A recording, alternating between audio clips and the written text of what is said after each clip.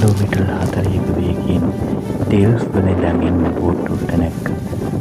ඇත්තටම මේක සාගරයේ මැද විඳින්න වෙන සර්වයිවල් ගේම් එකක් කියලා හිතුවේ නෑ.